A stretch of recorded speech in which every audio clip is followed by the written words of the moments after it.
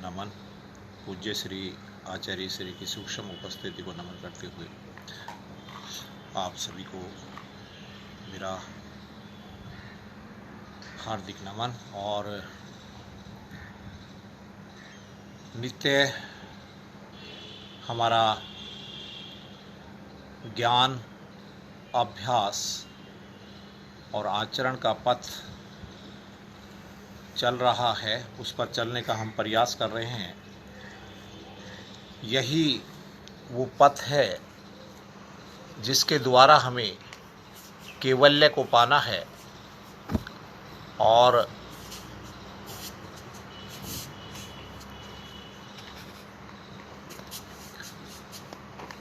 ज्ञान चाहिए, हमें अभ्यास चाहिए और उसका आचरण चाहिए। ये योग के पक्ष हैं। योग हमें ज्ञान देता है और अभ्यास की शिक्षा देता है, आचरण के लिए कहता है, तभी वो फलित होता है, तभी वो कैवल्य की और हमारे चारों जो पुरुषार्थ हैं, धर्म, अर्थ, काम, मोक्ष, फलित होते हैं। कब फलित होते हैं? जब हम ज्ञान मार्ग पर, कर्म मार्ग पर, भक्ति मार्ग पर अपने आप को ढालकर आगे बढ़ते हैं। और भगवान श्री कृष्ण जी हमें ज्ञान योग सिखाते हैं, हमें कर्म योग सिखाते हैं और हमें भक्ति योग सिखाते हैं। यही कैवल्य की प्राप्ति है। पूज्य श्री हर योग के चरण को लेकर चल रहे हैं और लगातार आप हमें उस आध्यात्म की तरफ बढ़ा रहे हैं जो मुक्ति का मार्ग है, कैवल्य का मार्ग है। लेकिन हमें अपने आप को अभ्यासरत रखना पड़ेगा, आचरण में ढालना पड़ेगा, तभी वो संभव है। अन्यथा अगर हम अकर्मण्यता में रहेंगे, आलस्य में रहेंगे, अविरति में रहेंगे, भ्रांतियों में रहेंगे, तो हम इस पथ को कभी नहीं पा सकते। और ये जो मनुष्य जीवन जो मिला है, वो जो पुरुषार्थ का लास्ट पॉइंट है, हमारा अर्थ, धर्म, अर्थ, काम और मोक्ष, मोक्ष जो हमारी प्राप्ति है, मुक्ति का मार्ग है,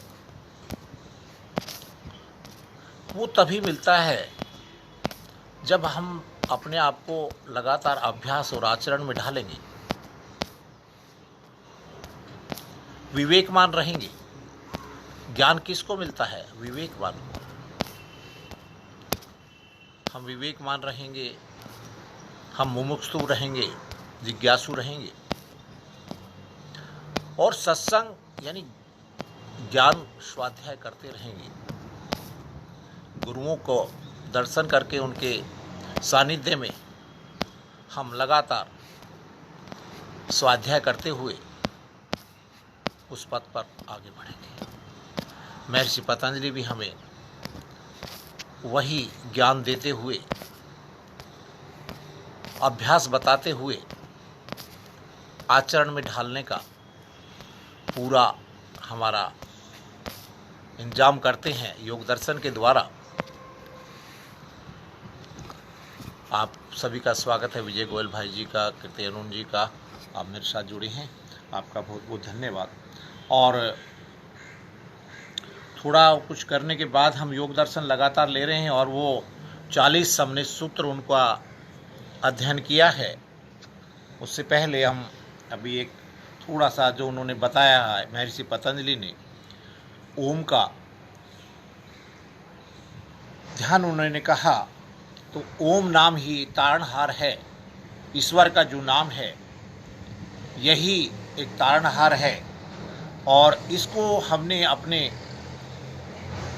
वाचन में लाना है, मानसिक पटल पर लाना है और हमारे स्वासिक पट पर लाना है। यानी अजपा ध्यान, अजपा विद्या से ओम का हमें ध्यान करना है और हमें मानसिक रूप से, मन ही मन भी मानसिक रूप से करना है और वाचिक रूप से भी करना है। यही एक तारणहार मंत्र बताया, लेकिन उसके अलावा वो हमारी जिज्ञासाओं को शांत करते करते कुछ और विधियां भी बताते चलते हैं। लेकिन एक मूल मंत्र उन्होंने जो बताया, वो जो मूल मंत्र है वो है ओम। यही एक तारणहारा है। तो ओम का वो करते हुए कुछ थोड़ा सा हम हल्की सी एक दो आज आसन भी करेंगे और थोड़ी सी हाथों पैरों की क्रियाएं करेंगे और एक प्रार्थना के साथ चलते हैं। ओम कहने से तर जाएगा, तेरा जीवन संवर जाएगा। ओम कहने से तर जाएगा, तेरा जीवन संवर जाएगा। ओम कहने से तर जाएगा। बड़ी मुश्किल से नर तन मिला, बड़ी मुश्किल से नर तन मिला, पार भव से उतर जाएगा, पार भव से उतर जाएगा। ओम कहने से तर जाएगा, ओम कहने से तर जाएगा।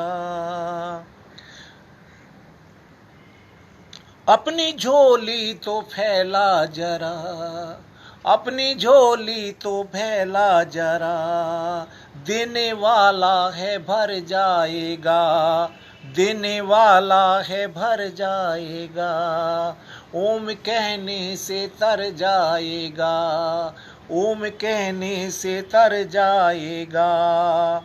सब कहेंगे कहानी तेरी, सब कहेंगे कहानी तेरी, काम अच्छा जो कर जाएगा, काम अच्छा जो कर जाएगा, काम अच्छा जो कर जाएगा। ओम कहने से तर जाएगा, ओम कहने से तर जाएगा। तेरा जीवन संवर जाएगा, तेरा जीवन संवर जाएगा। ओम कहने से तर जाएगा, ओम कहने से तर जाएगा, ओम कहने से तर जाएगा। ओम। महर्षि पतंजलि हमें एकमात्र यही ज्ञान देते हैं और आदरणीय रामपाल सिंह जी का भी बहुत बहुत स्वागत है, हमारे साथ जुड़े हैं। और महर्षि पतंजलि हमें एकमात्र यही ईश्वर का नाम बताते हैं और इसकी साधना बताते हैं। इसकी साधना से ही, इस नाम से ही, गुरुओं के पास क्या लेने जाते हैं? नाम। ये नाम को सुमरण करते करते आपका बेड़ा पार हो जाएगा, हमारा बेड़ा पार हो जाएगा।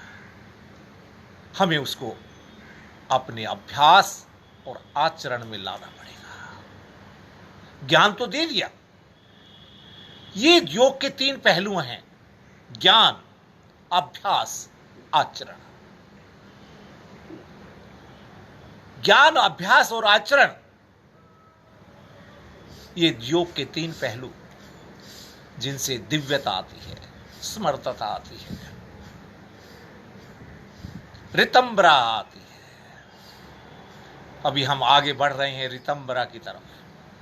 महर्षि पतंजलि के 40 सूत्रों को हमने पढ़ लिया है।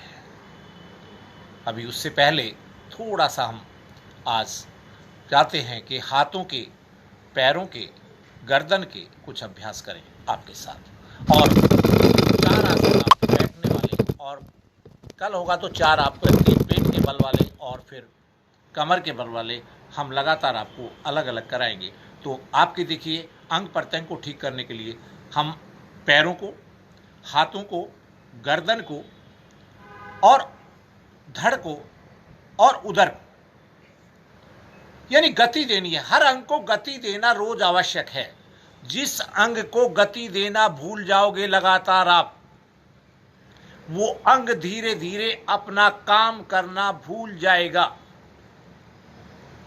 और धीरे धीरे वो अंग जो है वो डेड हो जाएगा। काम करना, ये उंगली से आप काम मत करो, इसको बांध के रखो, इसको ऐसे वैसे हिलाओ मत, और आप इसको महीने बांधे रखो, ये उंगली मुड़ना बंद हो जाएगी आपकी। इसीलिए सारे जो शरीर के अंग प्रत्यंग हैं, हमारी त्वचा है, हमारी हड्डियां हैं, हमारी मांसपेशियां हैं, अंदर के जो ऑर्गन्स हैं, जो हमारा हृदय है, लीवर है, अग्नाशय है, ये हमारी पैनक्रियाज है, स्प्लीन है, हमारी आंतें हैं, ये सारे के सभी अंगों में गति होनी चाहिए और दैनिक रूप से होनी चाहिए। अगर दैनिक रूप से ये गतियां आप नहीं देते हैं तो धीरे धीरे धीरे धीरे क्या होता है, वो काम करना बंद कर देती है। हम भूल जाते हैं। हम भी क्या, अगर स्वाध्याय नहीं करते, जो हमने पढ़ता हम भूल जाते हैं। ज्ञान मार्ग भी ऐसा ही है, इसको हमेशा स्वच्छ रखना है, निर्मल रखना है, तो लगातार आपको अभ्यास करना है, उनको आचरण में लाना पड़ेगा। ज्ञान, अभ्यास और आचरण अगर लगातार करोगे तभी केवल्य को पाओगे। तो केवल्य पाने के लिए हमें अपने शरीर को भी पूर्णता से हिलाना डुलाना है और इसको आराम देना है, और तभी ये जीवन में सही से काम करेगा। चलिए, शायद मैंने थोड़ा सा प्रयास किया है कि आप मुझे देख पाएं पूरा। तो पहले उंगलियों और अंगूठों को देखिए, ये उंगलियां अंगूठे पूरा काम करते हैं, पैर के उंगलियां और अंगूठे। श्वास के साथ श्वास खाली करें, जब भी शक्ति लगाएं श्वास भरें। शक्ति तभी लगती है जब शक्ति से ही सब कुछ होता है। अगर शक्ति कहाँ है, श्वासों में। प्राण शक्ति को अंदर भरना है, श्वास को अंदर भरो, दबाओ, श्वास बाहर छोड़ो, पूर्ण लाभ मिलेगा आपको। और इनको आगे दबा दीजिए ऐसे, ये यहां से खिंच जाएंगे। देखिए आपके घुटनों का दर्द, ये सारी नाड़ियां जो हैं, यहाँ की नर्व्स हैं, ये सारी आपकी ठीक रहेंगी और आपके घुटनों में दर्द नहीं रहेगा। 100 साल तक आपके सभी पैर, हाथ, गर्दन, मस्तिष्क सभी काम ठीक से करेंगे। दबाइए पूरा, श्वास खाली करेंगे, फिर ऊपर लाएं, श्वास भर लें पूरा, रोके रखें, वापस इसी तरह से दबाएं, श्वास पूरा अंदर, वापस ऐसे। इसको आप जल्दी जल्दी भी ऐसे कर सकते हैं, सामान्य श्वासों के साथ भी। और इनको आप ऐसे करके यूं लाइए, ऐसे लाइए, ऐसे लाइए, ऐसे लाइए, ऐसे लाइए, और इनको ऐसे करके घुमाइए पूरा। ये गुल्फ यहां से, ये जोड़ हैं आपके, तो इनको आप यहां से पूरा दबा के घुमाइए। दबा कर नीचे जाए, श्वास पूरा भरा हुआ, और ऊपर लाए खाली, ऐसे। इसी तरह उल्टा भी। और फिर पैर को यहां से लीजिए ऐसे करके, यूं आगे पूरा ऐसे पैडल पूरा मारना। और इसको उल्टा भी, उल्टा पैडल ऐसे, यूं मारिए उल्टा पैडल। देखिए, जिस अंग को भी गति नहीं दोगे वही अंग काम करना बंद कर देगा। वही नस नाड़ी जो है आपकी धीरे धीरे ब्लॉक हो जाएंगी, हड्डियां सख्त हो जाएंगी, मांसपेशियां सख्त हो जाएंगी, और फिर आप दवाइयों के चक्कर में घूमते रहेंगे। शरीर की दूसरे तीसरे दिन सप्ताह में एक बार मालिश भी किया करें, पूर्णता से मालिश करें। इस पैर को आप ऐसे पकड़ के आप इसको ऊपर भी झटका दे सकते हैं, ऐसे यूं, और इसको यहीं पे ऐसे घुमा सकते हैं, ऐसे उल्टा भी। दूसरे पैर को भी ऐसे कर सकते हैं आप, और इसको यूं घुमा सकते हैं, उल्टा भी, और इस पैर को यहां से ऐसे लीजिए, ये पूरा झूला। पहले तो हम हलचल किया करते थे, घरों में झूले भी नहीं होते, कुछ नहीं होता, बच्चा होता था यहाँ पर माँ के या पास, और ऐसे कल मदर डे मिला। मदर डे हमारे लिए तो मदर डे हमेशा रहता था, माँ प्यार बच्चे का प्यार करते थे, हैं। तो आजकल सभी हमने डे बना दिए, एक विशेष दिन ही माँ की पूजा करेंगे, एक विशेष दिन ही हम पिता की पूजा करेंगे, हैं, किसी विशेष दिन ही हम बहन की पूजा करेंगे। रोज नहीं करेंगे। हमारे लिए तो रोज का ही पूजा का वो है। हमारे लिए मदर माँ तो एक भगवान का रूप है। माँ जो है एक भगवान का रूप है, वही ज्ञान देती है, वही अभ्यास में डालती है, वही आचरण में डालती है। तो पहला मार्ग तो वही है। हमारी माँ सारा जो ज्ञान देती है, बाप का भी परिचय कराती है, माँ कराती है। इस संसार में जो हमें आगे लाती है वो माँ लाती है। एक विशेष दिन ही क्या, सारे दिन हमारे तो उसी के लिए। अब हम बांधते जा रहे हैं, कोई फ्रेंड्स डे, कोई डे, कोई सिस्टर डे, ब्रदर डे, और वैलेंटाइन, प्रेम का भी एक दिन बना दिया वैलेंटाइन, है। तो ये सारे जो डे हैं, लाई ऐसे पूरा दबा के, पूरा दूसरे पैर से भी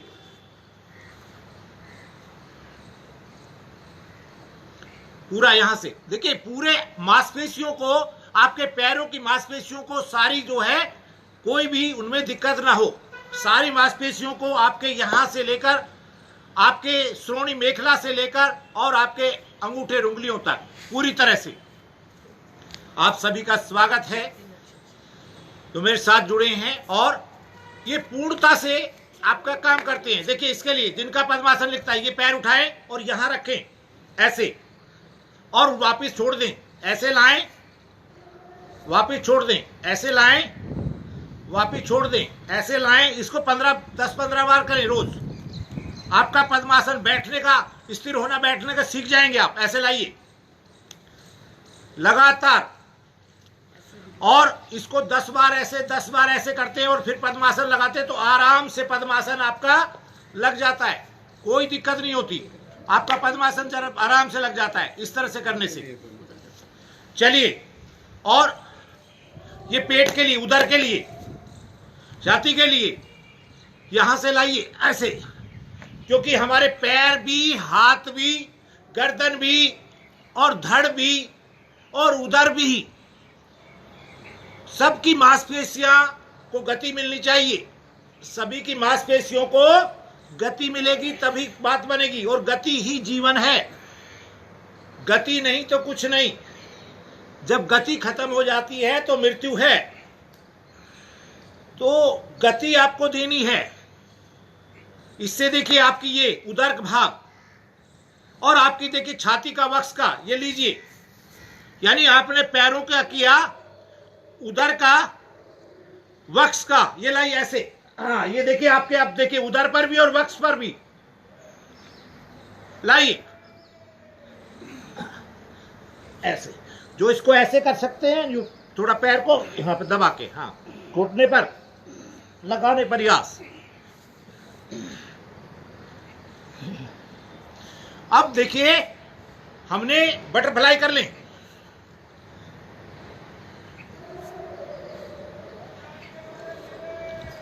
हमने अपने पैरों की साथ साथ थोड़ा उदर की, साथ साथ थोड़ा वक्ष की एक्सरसाइज की। अब थोड़ा हम करते हैं ऊपर के हिस्से को, हाथों की, गर्दन की, और पूरे अपने कपाल की सारे। तो दोनों हाथ,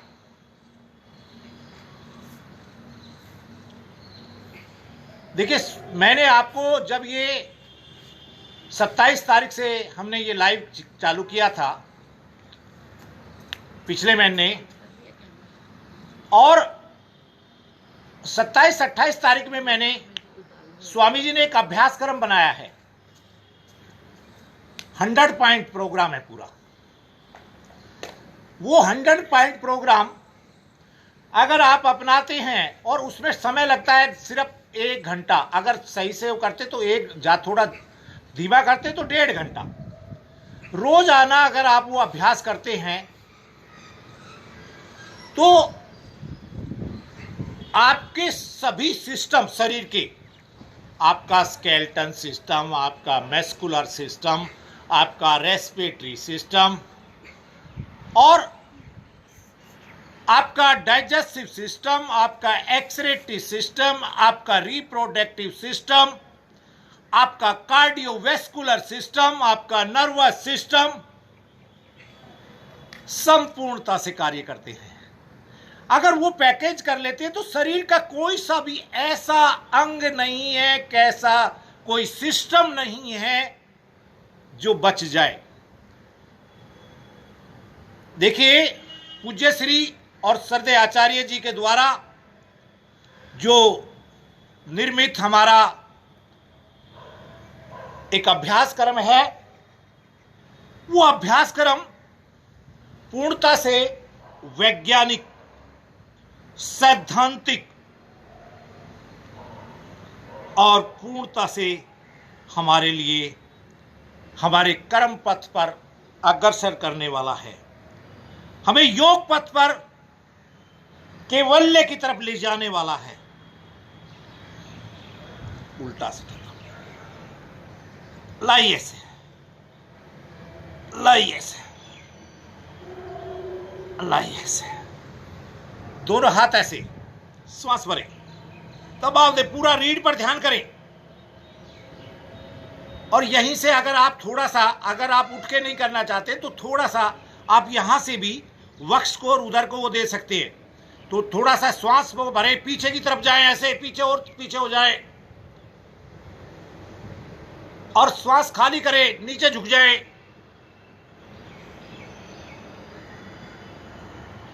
श्वास भरे, पीछे ऊपर चले जाएं।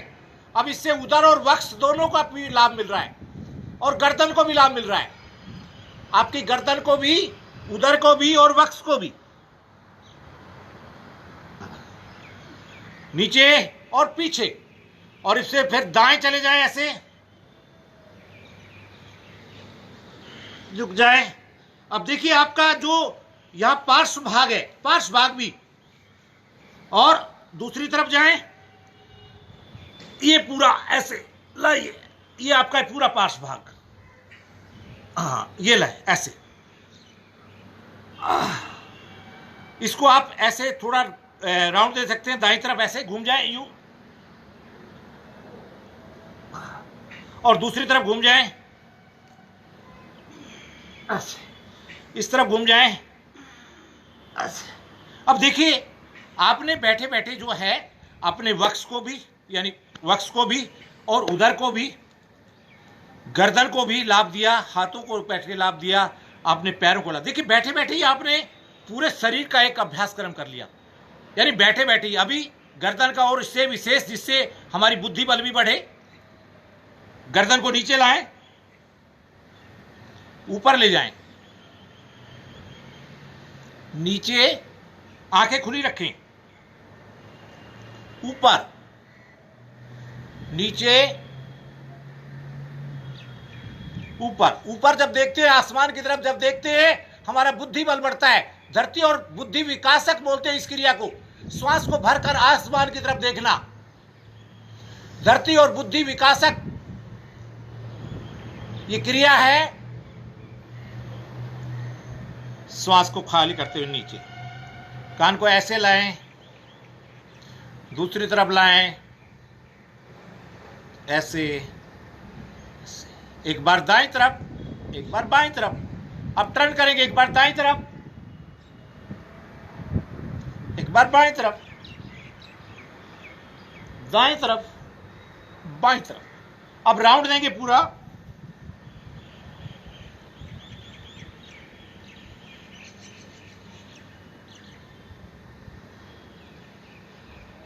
और दूसरी तरफ से भी। ये सर्कल उनको नहीं देना होता जिनको सर्वाइकल बन चुका है, उनको सर्कल, उनको नीचे की तरफ गर्दन नहीं करना, ऊपर की तरफ कर सकते हैं, बाएं दाएं कर सकते हैं। सर्वाइकल जिनको बन चुका है वो नीचे बेंडिंग ना दें, और वो ऐसे कर सकते हैं, ऐसे कर सकते हैं और ऐसे कर सकते हैं। तो उनको ये ध्यान रखना है।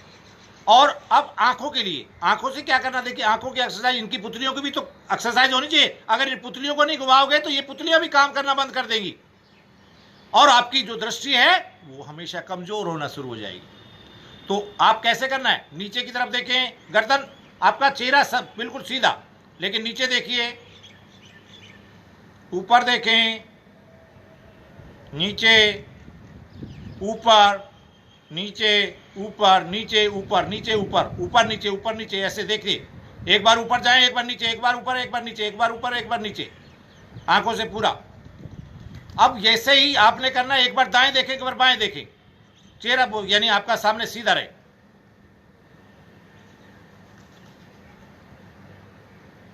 लगातार दाएं बाएं।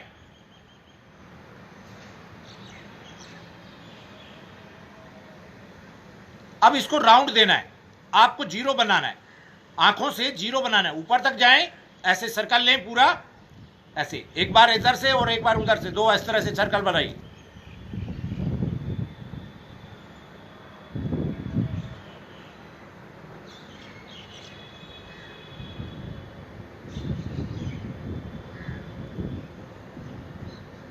ये आपकी आंखों पुतलियों के लिए। अब कानों के लिए, यहां से लीजिए, ये लीजिए, आप सभी का अभिनंदन है। मैं, मेरे साथ जो भाई बहन जुड़ रहे हैं, योगी भाई बहन, हमारे राजवीर त्यागी जी हमें लगातार लाइव क्लास लेते हैं और बड़ा ही वो ज्ञान देते हैं, योग के बड़े मार्ग पर मार्गदर्शक हैं, उनका भी स्वागत है, हमारे साथ जुड़े हैं। और ये कानों के लिए, देखिए हमने पैरों को किया, हमने हाथों का किया, हमने धड़ के लिए किया और हमने उदर के लिए किया। इससे सारे की सारी एक्सरसाइज, जो आंखें हैं, कान हैं, ये यहां से लीजिए इनको,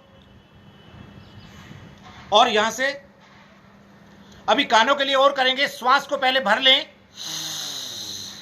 और नासिका बंद कर लें, मुंह बंद कर लें, फुलाएं मुंह को,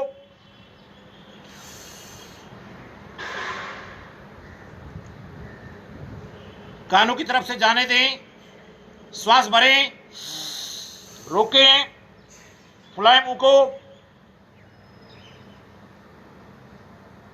अब क्या करना है, श्वास को भरना है और मुंह को फुला के ना वायु को ऐसे चलाना है, उल्टा सुल्टा मुंह के अंदर, जैसे कुल्ला करते हैं ना आप, उस तरह से चलाना है। देखिए ये सारी गालों की मांसपेशियां, आपकी यहाँ की माथे की मांसपेशियां सभी ठीक हो जाएंगी। श्वास को भरें, श्वास भर ले, रोक ले और मुंह को फुला के घुमाइए वायु को अंदर ही अंदर।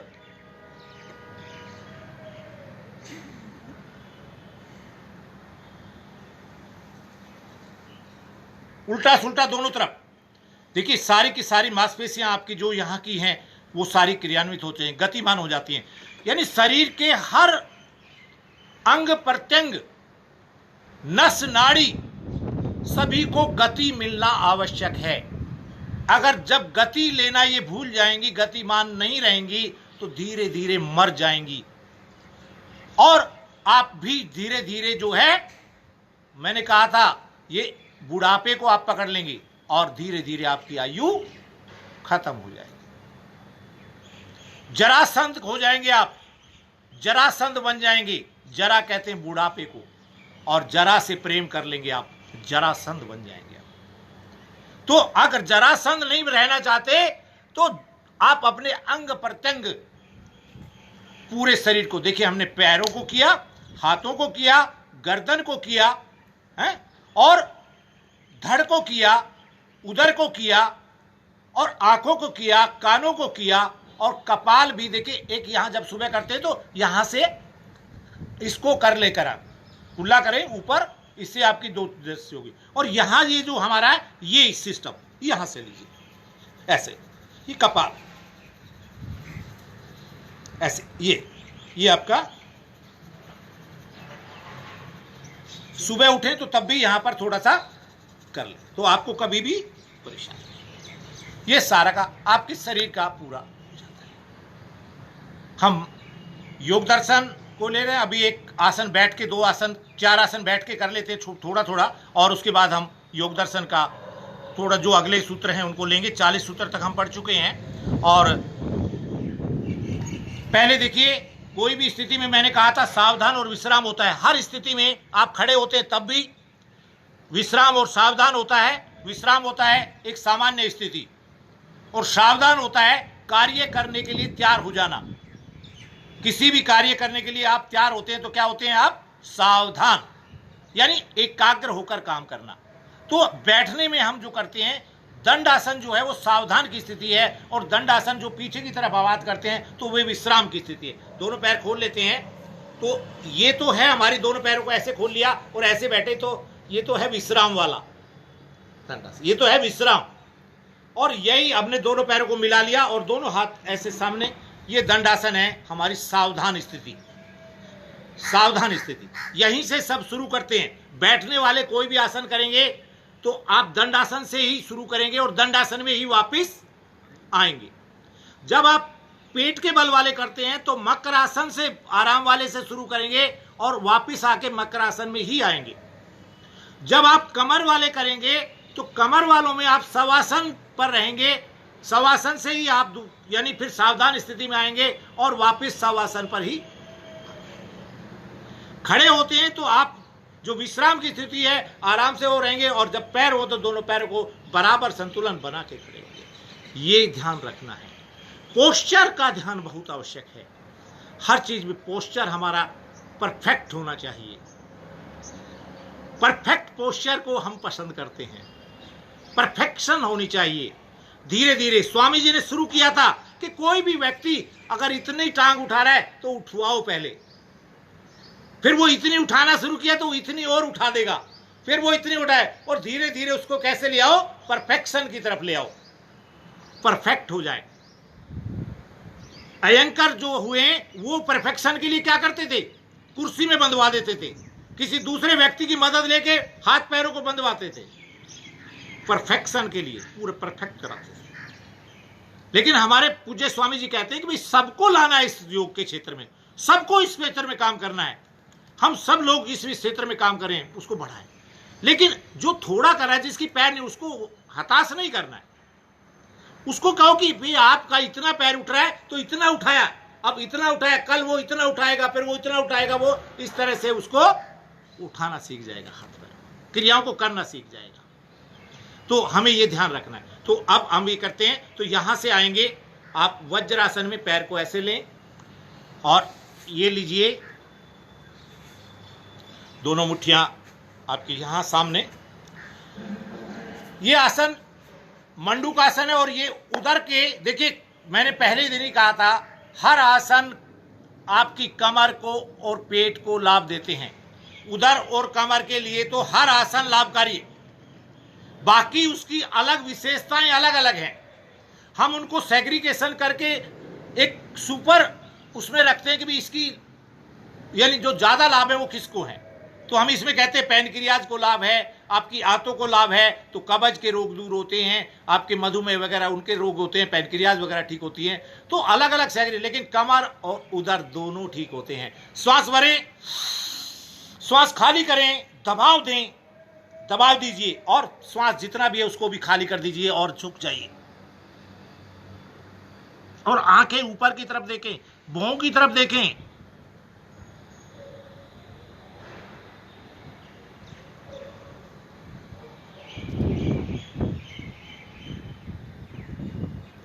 धीरे धीरे वापस। किसी भी आसन में मिनिमम आधा मिनट रुकना आवश्यक है। आप ज्यादा रुके, सामान्य श्वासों के साथ रुके। मैं इसको थोड़ा जल्दी कराता हूं। इसकी ऐसे 2 बार करना चाहिए। दूसरी आप इसके हाथ की दूसरी लीजिए, हथेली को लीजिए, और ये पैनक्रियाज दबाव, दूसरा हाथ यहां पर दीजिए। श्वास भरें, श्वास खाली करें, दबाव बनाएं और झुकें। आंखों से ऊपर की तरफ देखें, भौं की तरफ।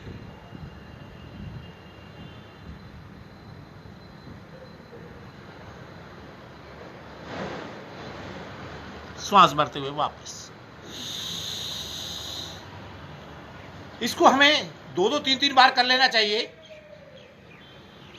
समय आपको मैंने कहा 1 से 1.5 घंटा अपने लिए लगाते हैं तो आपके लिए बड़ा ही लाभकारी है। और हमें जग जग में फैलना है। मैं कल भी आपको कह रहा था, अच्छे लोगों को फैलना पड़ेगा समाज में। हमें मूड लोगों को बदलना पड़ेगा। हमें मूड प्रवृत्ति वाले लोगों को, जो तमस भाव में हैं, उनको रजस की तरफ लाते हुए सात्विक भाव में लाना पड़ेगा। और उसके लिए सभी को प्रयास करना पड़ेगा। अकेले स्वामी जी ने कुछ नहीं, और जो गुरु हैं अलग अलग, लेकिन हम सबको फैलना पड़ेगा। श्वास भरते हुए जाए पीछे सकासन। देखिए ये आसन जो है ये अहंकार को समाप्त करता है और माताओं बहनों को तो बड़ा लाभ देता है। पेट को भी, यानी गर्भाशय संबंधी प्रॉब्लमों को भी दूर करता है और ईगो को खत्म करता है। नितंब टिके रहे पीछे, सशक आसन। श्वास भरते हुए ऊपर और श्वास खाली करते हुए नीचे।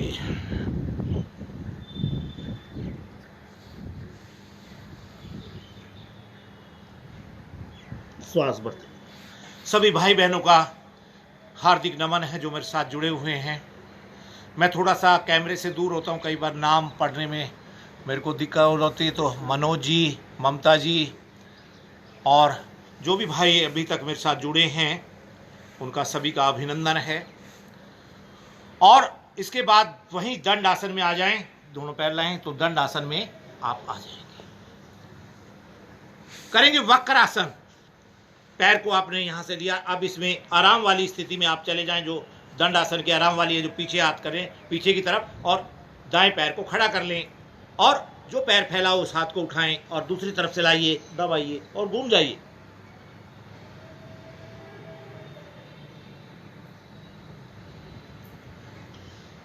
दूसरी तरफ आए,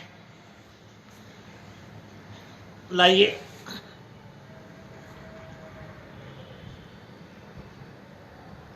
वापस। एक आसन और करेंगे। स्वामी जी ने 4 आसन आपको बैठ के बताए हैं, जिसको कहते हैं हम गोमुख आसन, जो हमारे यौन रोगों को भी ठीक करता है, कमर को भी लाभ देता है, उदर को भी लाभ देता है। चलिए, दाएं पैर को मोड़ें, उसकी एड़ी पर बैठें और दूसरा पैर ऊपर से लाते हुए और ये हाथ ऊपर से उठाइए, दूसरा हाथ पीछे से मोड़िए और पकड़ लीजिए। कमर सीधी, गर्दन सीधी। इससे यौन रोगों में भी लाभ मिलता है, आपके कमर को भी लाभ मिलता है। बैठो, दोनों हाथ से नहीं होगा। चलिए, जो नहीं बैठ पाते हाथों से कर लो, कोई बात नहीं। जो नहीं आप बैठ पा रहे हैं हाथों को ही कर लीजिए। चलिए, हाँ, जो आप नहीं कर पाते हैं तो उससे कर लीजिए। वापस आए, दूसरी तरफ वापस दंड आसन में ही। फिर बाएं पैर को लें, बाएं पैर की एड़ी पर बैठें और पैर को मोड़ें। देखिए, पूरा एक संपूर्ण पैकेज दिया है हमें। उसमें क्या है? क्रियाएं हैं, आसन हैं, प्राणायाम है, ध्यान है। पूरी तरह से सभी का ध्यान रखते हुए हमारी हाथों पैरों की क्रियाएं, योगिंग जोगिंग, सूर्य नमस्कार। वापिस आए, सूर्य नमस्कार। और युवाओं के लिए 12 दंड, 8 बैठक, सामान्य जनों के लिए 12 आसन और 8 प्राणायाम। सिंहासन, हास्यासन, तालीवादन। ये सारे के सारे जो हैं एक संपूर्ण पैकेज है।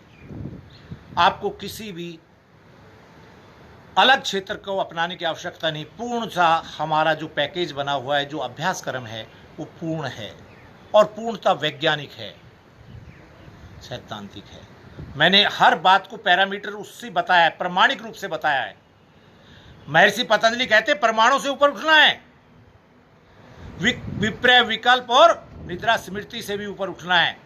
लेकिन आपको चाहिए सबसे पहले, किसी को क्या चाहिए? जब हम मूड प्रवृत्ति में होते हैं, क्षिप्त प्रवृत्ति में होते हैं, विक्षिप्त प्रवृत्ति में होते हैं, तो हमें पहले प्रमाण चाहिए। पहले प्रमाण चाहिए और प्रमाण के बिना हम आगे नहीं बढ़ते। तो मैंने आपको शुरू में ही पहले आपने बताया था कि आपको अगर सही से लगें, आपको वैज्ञानिक लगें, आपको सैद्धांतिक लगें, तो स्वामी जी का पैकेज अपनाइए। और मैं उसी को आपको बताया कि कैसे वो स्केलेटन सिस्टम पर काम करता है, वो कैसे मस्कुलर सिस्टम पर काम करता है, कैसे वो आपके रेस्पिरेटरी सिस्टम पर काम करता है, कैसे आपके वो डाइजेस्टिव सिस्टम पर काम करता है, और कैसे वो आपके एक्सक्रीटरी और रिप्रोडक्टिव और कैसे कार्डियोवैस्कुलर सिस्टम पर काम करता है। अगर वो करता है तो आप अपनाइए, आपको लाभ मिलेगा।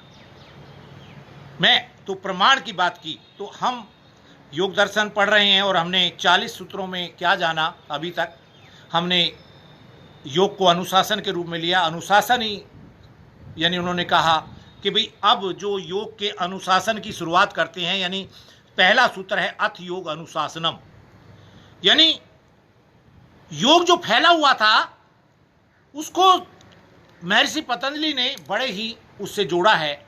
उसको कई रोगों में फैला था, कोई हठ योग के बारे में, कोई उसके बारे में। हम अलग अलग सिद्धांतों पद्धतियों से जुड़े हुए थे। हठ योग में भी संप्रज्ञात और असंप्रज्ञात की बात की गई है, समाधियों की बात की गई है, अलग अलग समाधियों की बात की गई है, और इसी तरह और परंपराएं चल रही थी। तो महर्षि पतंजलि ने उनको सभी को जानकर एक वैज्ञानिक तरीके से अलग से पिरोया और हमें पहले अनुशासन की बात की, योग के अनुशासन की बात की। और योग के अनुशासन से क्या होता है, हमारी वृत्तियां का निरुद्ध होती हैं, और वृत्तियां निरुद्ध होती हैं तो इसी में योग फलित होता है, और योग फलित होता है तो हम आत्म स्वरूपी होते हैं। फिर वो कहते हैं भाई जो नहीं होते तो जैसा उसका भाव, जैसा जिसकी वृत्ति, जैसा जिसका वो ढंग, वो वैसा ही होता है। फिर वो हमें वृत्तियों की बात बताते हैं कि वो 2 धाराओं में जाती हैं। वृत्तियां 5 हैं लेकिन उनकी धाराएं 2 हैं, एक कलेशों की तरफ ले जानी, एक कलेशों से दूर ले जाने वाली। 5 बताते हैं। फिर वो कहते हैं भाई ये वृत्तियों को हम अभ्यास और वैराग्य के द्वारा ठीक कर सकते हैं। अभ्यास बताया कि निरंतरता के साथ, स्थिरता के साथ, एकाग्रता के साथ आप अभ्यास कीजिए तो और वो दृढ़ हो जाएगा। फिर वैराग्य बताते हैं कि वैराग्य जो है आपकी जो लालसाएं, आपकी जो वो है, उनसे आप एक वृत्ति आपकी आ जाती है, उनकी तरफ जो लगाव हट जाता है तो आपका वैराग्य आ जाता है। और जब वैराग्य आ जाता है तो आपके अंदर एक ख्याति आ जाती है, एक विशेषता आ जाती है आपके अंदर, और विशेषता जब आ जाती है तो आप बढ़ जाते हैं संप्रज्ञात समाधि की तरफ। और संप्रज्ञात समाधि के उन्होंने भाग बताए 4 जो होते हैं 6, यानी 4 अभी अब 6 में आ रहे हैं। तो उन्होंने वितरक बताया, तो वितरक के 2 भाग हैं आगे, तो जो हमने अभी आज जानेंगे यानी सवितरका और निर्वितरका। फिर उन्होंने विचार को भी 2 भागों में बांटा, यानी सविचारा और निर्विचारा। तो इस तरह से फिर उन्होंने एक आनंद कहा और दूसरा अस्मिता कहा। तो ये 6 समाधि के, ये नहीं एकाग्रता के वो हैं, ये समाधि को अलग अलग उसमें यानी आपके एकाग्रता के लेवल हैं। लेकिन अभी इनमें कूड़ा करकट भरा हुआ है। अभी आपका अपना जो है शब्द हैं, अभी तक आप शब्दों के अर्थ लिए हुए हैं, और अभी तक आप उनके ज्ञान को लिए हुए घूम रहे हैं। आप सभी का स्वागत है। उसके ज्ञान को लेकर अभी आप किसको लेकर घूम रहे हैं? अभी आप शब्द जो आपने सुने हैं, उनके जो अर्थ आपने सुने हैं, और उनसे जो आपने ज्ञान प्राप्त किया है, उसको अभी आप ढो रहे हैं, उसको आप ले रहे हैं, चल रहे हैं उन्हीं के साथ। तो आज जो हम 40 सूत्र हमने पढ़ लिए, और 40वें में उन्होंने हमें क्या बताया, जब ये सारी चीजें बताई उन्होंने, तो उसके बाद उन्होंने कहा कि भी ये जब आप करते हैं अभ्यास, तो हमारे अंतराय सब या विघ्न जो हैं, बाधाएं जो हैं, वो दूर हो जाती है। और वो कैसे दूर होती हैं? ओम के उच्चारण से, ईश्वर प्राणिधान से। लेकिन फिर भी वो आगे हमें कुछ तरीके बताते हैं कि भाई आप और भी कुछ कर सकते हैं। तो उन्होंने हमें कई तरीके बताए, मैत्री करुणा मुदिता वाला रास्ता बताया, और हमें एक तत्व का ध्यान बताया। हमें फिर आगे उन्होंने ये बताया कि भाई आप वीतरागी लोगों का ध्यान करें। और फिर इससे आगे भी क्या बताया कि उन्होंने आपको ये बताया कि भाई जो विषय आपको बांधते हैं, जो उत्पन्न होते हैं, उन विषयों के साथ उन्हीं को आप वो करके, उनके साथ करके आप उनको ध्यान करके आप उससे ही उतर जाएंगे। फिर उन्होंने और कहा कि भाई जो थारा मन कहे, जिसकी तरफ मन आपका अभिमत करे। अभिमत सिद्धांत क्या है? यानी जो आपको अच्छा लगे उसी को अपना लो, उसी को अंतर्मुखी कर लो, और अंतर्मुखी कर लो तो आप तर जाओगे। आपको ये बताते हुए स्वामी जी आगे बढ़े, और उन्होंने आपको ये वीतरागी के बारे में बताया, और आप कल हमने फिर क्या बोला, ये सारे करने के बाद उन्होंने बोध की बात की, और इसके बाद उन्होंने कहा अब आप में एक और खाती आ गई, एक और विशेषता आ गई। ये सब ध्यान करते करते आपको जब ये ध्यान विधियां करते हैं तो आपके अंदर एक विशेषता और आ गई। एक विशेषता क्या है? वो कहते, वो विशेषता हमने कल बताई थी कि अब आप अपने मालिक बन गए, और जो अपना मालिक होता है उसके लिए कुछ और नहीं, भैया मैं तो अपना मालिक हूं, उसके सामने कोई विषय काम नहीं करते। जो अपना मालिक बन जाता है, जो अतीन्द्रिय हो जाता है, जिस अपनी इंद्रियों को जीत लेता है, वो अपना मालिक है, खुद का मालिक है। ये 40वें सूत्र में हमें महर्षि पतंजलि ने हमें बताया था, और जिसमें कहा था परमाणु परम है अंता अश्य वसीकारा, यानी हम अपने मालिक बन गए। अब हमें कोई जरूरत नहीं है, मैं खुद अपना मालिक हूं। कोई मेरे लिए कुछ कहे, भैया मेरे पास तो सब कुछ है, मैं अपने। अब ऐसी शक्ति आपके अंदर आ गई, ऐसा यानी स्टेशन आपका आ गया, अब आपको उस रास्ते पर ले जाया जा सकता है। आप ऐसे पथिक बन गए। अभी आपने रास्ता तय नहीं किया है, सिर्फ उस रास्ते पर आप खड़े होने लायक बने हैं। अभी इतनी साधना के बाद इन जो 40 सूत्र हमने पढ़े, इन 40 सूत्रों में सिर्फ आप इतने बने हैं, इतने योग्य हुए हैं कि उस रास्ते पर आपको खड़े होने की एक सामर्थ्य आ गई, एक वसीकारी भाव आपके अंदर आ गया। उस सामर्थ्य को आप पा चुके हैं। अभी आपके अंदर बहुत भरा हुआ है। क्या भरा हुआ है? अभी आपके अंदर शब्द भरे हुए हैं, अभी आपके अंदर अर्थ भरे हुए हैं, अभी आपके अंदर वो ज्ञान भरा हुआ है जो आपने शब्द और अर्थ के द्वारा पाया है। वो ज्ञान आपके अंदर अभी भरा हुआ है। उस ज्ञान से भी ऊपर जाने के लिए महर्षि पतंजलि आपको ले जाते हैं। यानी आपके अंदर सिर्फ अभी उस पथ पर खड़े होने की योग्यता आई है। और योग्यता किसके साथ आई है? जो अभी तक आपने शब्द सुने, उन शब्दों का जो अर्थ जाना और अर्थों से जो आपने ज्ञान प्राप्त किया, आप उनके साथ खड़े हो गए हैं अभी। अब वो आगे बढ़ते हैं। आपके जो 41वां सूत्र है, क्षीण वर्ते अभिजातस्य इव्यमणे ग्रहति ग्रहण ग्रहेषु ततस् तद जनंता समापत्ति। अब वो कहते हैं कि भाई अब जो है, अब जो आप बने हैं, अब आप में शुद्धता आ गई है। कैसी शुद्धता आ गई है? मणि जैसी शुद्धता आ गई है। मणि कैसी होती है? उसको जैसा उसके साथ प्रतिबिंब वैसा दिखाई देगा। अब आप में एक देखने की शक्ति, एक ऐसा वो हो गया कि आप मणि की तरह स्वच्छंद हो गए हैं।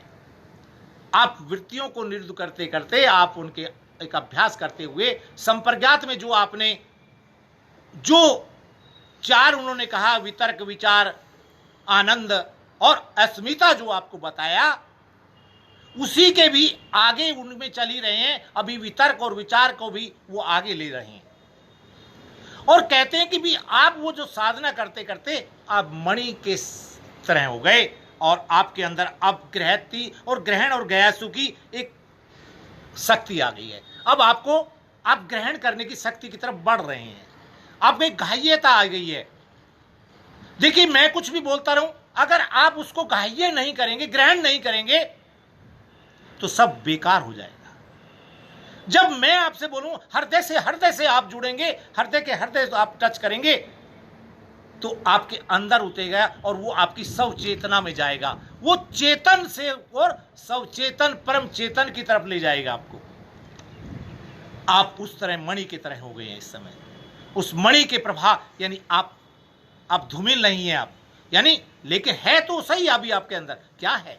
अभी मैंने कहा शब्द है अभी आपके अंदर, अभी आपके अंदर अर्थ है अभी आपके अंदर, और उनका ज्ञान है आपके अंदर अभी। अब महर्षि पतंजलि आपके उनको भी आगे बताएंगे कैसे आप उनको दूर जाना है। तो अब वो कहते हैं कि क्षिणी वृत्ते अभिजातस्य इवे मणि गृत्य ग्रहण ग्रासु ततस्तदंता समापत्ति, यानी वो एक लो आपके अंदर आएगी, वो लो पैदा हो गई। इसको कहते हैं आपकी राजस और तामस वृत्तियां जो हैं वो क्षीण हुई हैं। क्या हुआ? अब आपकी जो तामस प्रवृत्तियां थी, जो आपकी राजस प्रवृत्तियां थी, वो इस समय क्षीण हो गई हैं और आप पूर्णता यानी सात्विक प्रवृत्ति में आ चुके हैं। वो ग्रहण गायिता की स्थिति आपकी आ गई है कि आप इस समय सात्विक स्थिति में आ गए हैं और आपका ये स्वच्छ निर्मल निर्दोष मणि की तरह आपका चित्त जो है गृहता ग्रहण और ग्राह्य के स्थिर होकर उसी रूप में आकर होने वाला प्रतीत होने वाली एक समापत्ति, एक भाव, एक विचार वाल आप हो गए हैं। उस तरह का एक यानी सारूप्यता आपके अंदर एक ऐसी आ गई है कि अब आप आगे बढ़ने के लायक हो गए हैं। यानी इसमें कहते हैं जब मन की क्रिया नियंत्रण में होती है, इसका यानी सीधा सा अर्थ समझे, जब मन की क्रिया अपने नियंत्रण में होती है तब मन बन जाता है। क्या बन जाता है? मणि के समान। जिस व्यक्ति ने अपने मन को नियंत्रण में कर लिया है तब मन कैसा बन जाता है? शुद्ध स्पष्टिक मणि की भांति प्रतिबिंब, और उसमें आप बोध जो है बोधकर्ता को बोध के विषय को दिखाने की एक शक्ति आ जाती है। अब ऐसे सदर्श आप बन जाते हैं। तो 42वें सूत्र में फिर वो कहते हैं, अब आते हैं वो आपके सवितरक, जो अभी आपने संप्रज्ञात में जो बातें सुनी थी अब उनको आगे खोलते हैं। महर्षि पतंजलि आपको चमकाते हुए ला रहे हैं और अब आपको बताते हैं तत्र शब्दार्थ ज्ञान विकल्पे संकीर्णा सवितरका समापत्ति। वो अब 42वें सूत्र में कहते हैं तत्र शब्दार्थ ज्ञान विकल्पे संकीर्णा सवितरका समापत्ति। अब संकीर्णा कहते हैं मिश्रित, मिली जुली प्रक्रिया, मिश्रित ज्ञान कहते हैं। अब वो कहते हैं भाई शब्द अर्थ ज्ञान के जो विकल्प हैं जो मिश्रित रूप में आपके अंदर हैं, कौन कौन से ज्ञान? मैंने आप शब्द अभी तक जो भी सुना मैंने बताया, किसी और ने बताया, आपने उनका अर्थ बताया और ऐसा ही ज्ञान आपने अपनी बुद्धि से जितना आपको उन्हीं अर्थों से, उन शब्दों से, उन अर्थों से जो आपने ज्ञान प्राप्त उसको लिए हुए वो मिश्रित एक भाव आपके अंदर अभी है। इसी को कहते हैं संकीर्णा सवितरका समापत्ति। यही वो समाधि है जिसमें क्या है? शब्द है, अर्थ है और ज्ञान है। वो किसका? आपका। अभी आप अपने आप को यानी पूर्ण ज्ञानी मान लेते हैं कि जैसा आपको शब्द मिला, जैसा आपको अर्थ मिला और जैसा आपने ज्ञान पाया उसी को आप मान लेते हैं। यानी शब्द अर्थ ज्ञान के विकलों से मिश्रित जो है संकीर्ण समापत्ति सवितरका कहलाती है। यानी सवितरक समाधि वह समाधि है जहां योगी अभी भी वह भेद करने योग्य नहीं रहता। यानी सुनिए ध्यान से, क्या है इसका? मैंने बार बार ये कहा है, आपको इनको समझना पड़ेगा इन समाधियों को। ये समाधि क्या कहती है? सवितरक समाधि वह समाधि है जहां योगी अभी भी वह भेद करने योग्य नहीं रहता है। अभी उसके अंदर वो शक्ति नहीं है जो सच्चे ज्ञान के तथा शब्दों पर आधारित ज्ञान और तर्क या इंद्रिय बोध पर आधारित ज्ञान के बीच होता है। यानी उस अर्थ को अभी निकालने की शक्ति नहीं है, उस यथार्थता को पहचानने की शक्ति अभी आपके अंदर नहीं है।